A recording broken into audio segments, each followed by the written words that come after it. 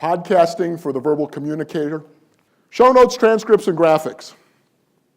I do show notes, I do transcripts, so there's something on my website for Google to see, something for them to read, and for people to read. The transcript gives me content. The show notes and graphics and all of that, I sub out, I outsource, which I'll talk about in a minute. The person I outsource to does these graphics. She does this little picture for me and puts something in about the title and who my guest is. I love her work. You have to hook your podcast to all of the different systems out there. It's called syndication. Number one, you're going to hook up to iTunes. Number two, people listen on Stitcher.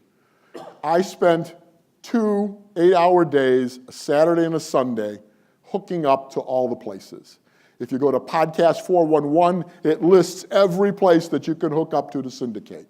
It took me 16 hours to do it, but I did. I hooked every one, and now when I upload and publish, bam, it's out there to every service out there in the world. And I hope that that's going to get me to everyone. I outsource. I use Upwork. This is where I found Dara, the woman that does my show notes and my transcripts for me. I've used Fiverr. For $5, you can get a professionally recorded introduction to your show.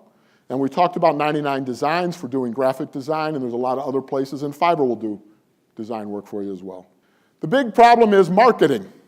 We have to market ourselves, and the podcast is one way to market it, but somehow we got to market the podcast so people find that, who then will find us, and we can build a following. Social media is probably the simplest, fastest way, but you can try guest posts by writing. I'm doing that. I'm posting things, written things on other sites, and I'm also doing podcasts on other people's podcasts and hoping that they'll tune into me. We can go out and speak to groups about it, and you can pay for advertising and advertise your podcast. I mentioned the School of Podcasting. That's my number one choice. These other two are wonderful places, but they'll cost you over $1,000.